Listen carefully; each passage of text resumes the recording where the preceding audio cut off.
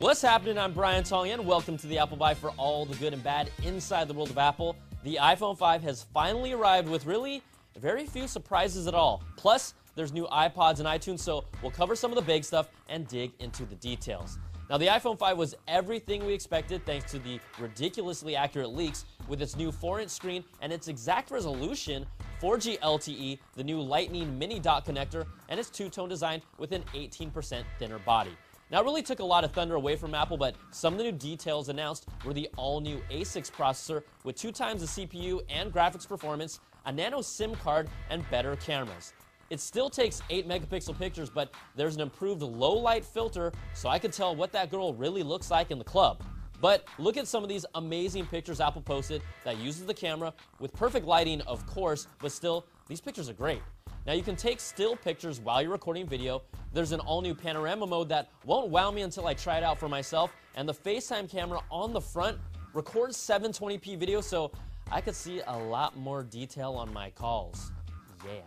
Now, we're also getting the new EarPods designed by Apple. I'm using them, and they really have a lot fuller sound range. The controls are larger and easier to use. The design fits my ears pretty well, might be different for you, and I'm a big fan since they're free with the phone or $29 on their own. Plus, they also look like Eve from WALL-E.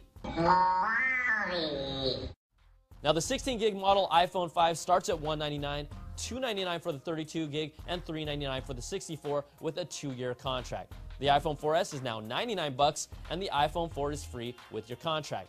Now, in the US, the iPhone 5 goes on pre-order on Friday, September the 14th at 12:01 a.m. online for Verizon, AT&T, and Sprint, and of course, the Apple Store.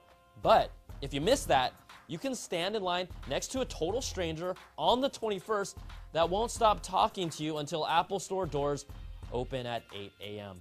I'm going to the store. Now, also prepaid carrier Cricket and other regional carriers will be getting the iPhone 5 on September the 28th. If you're not looking to upgrade your phone, but you want all the new goodies in iOS 6, Apple will be releasing that to the public on September 19th as well. We also know unlimited data plans are gradually becoming extinct species like the dinosaurs because carriers want you to pay more. But with AT&T, you can keep your unlimited data plan and get the iPhone 5, but you won't be able to use FaceTime over cellular unless you change over to their mobile share plan. Now, Verizon's taking a totally different approach and has confirmed that if you plan on keeping your unlimited data plan on the new iPhone 5, you'll have to pay the full unsubsidized price for the phone. That's $649, so it's your call, people.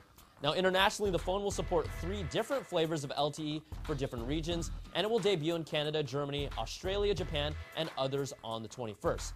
Now, 22 more countries will get it a week later on the 28th. Now, guys, before we continue, I'd like to take a moment of silence for Apple's 30-pin dock connector. Rest in peace. All right, Tom, get it together. All right, now we know the iPhone took center stage, but there was a lot not to like. Apple's new Lightning connector is a move for the future. It makes the phone slimmer, and I get that, and it's reversible, so it goes both ways. It will work with your older speaker systems in cars and accessories, but only if you purchase an adapter that's $29. Oh, and if you get one with a 0.2 meter cable extension, that's $39. Thanks for the bargain. Now, I'm all for moving technology forward, but charging people $30 for an adapter and making money on it like that is a joke. And the Apple biters, you feel me on this one, when we're throwing out the bad Apple. Now, I should also mention the connection currently does not support video out as well. So what does that mean?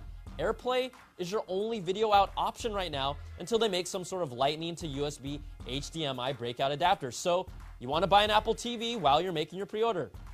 You can thank the Cupertino kids for that too. Now, while we're on bad apples, let's talk about the new iPod Touch. First of all, the good stuff, it brings an even thinner and lighter 6.1mm aluminum body design with a 4-inch Retina screen, a dual-core A5 chip, the rarely used Siri, and the new AirPods Plus. It comes in 5 different colors, so that's cool. But see in that corner, that allows you to connect an accessory called the iPod Touch Loop that matches the color of your touch. That's right, you could put it around your wrist. Who's going to do that? No one. Now, I know I'm not the demographic for the iPod Touch, but Apple, you might as well have called this the iPod Clutch, and that's a bad apple. Now, the new iPod Touch starts at $299 for 32 gigs and $399 for 64 gigs. And let's not get started on the iPod Nanos that are surely smaller and cuter. And I gotta give them props for ditching the last design that led to that Nano watch revolution. Ugh. Now, the new Nano brings a skinny 5.4mm body with a 2.5-inch multi-touch widescreen display that brings back video playback. That's a good thing. You got the EarPods and Nike Plus integration, but a whole new design that features a white front face with 8 different colors for the body. It looks more like a Sony product than any other Apple product I've seen, with its circular bubble icons that the PS Vita uses. Now, it just doesn't look like an Apple product, and it's more of its color and icon choices that are inconsistent with the rest of the product line. So, have at it. The new Nano is $149 for 16 gigs of storage. Now, pre-orders for the new Touch and Nano start on the 14th, and they'll be available sometime in October. 2 other things, the new Shuffles bring 7 new colors and will remain $49 for 2 gigs, plus we're getting an all-new iTunes in October with a simplified interface, iCloud support built in for access to your music, movies, and TV shows, a new redesigned mini player, because we all care about that, and a redesigned iTunes store. All right, guys, that's going to do it for this week's show. We'd love to hear what you, the Apple biters, thought about Apple's announcements. Were you impressed? Disappointed? Are you getting an iPhone or not? We want to hear it all at the applebite@cnet.com. Plus, next week, we'll have highlights and a special giveaway.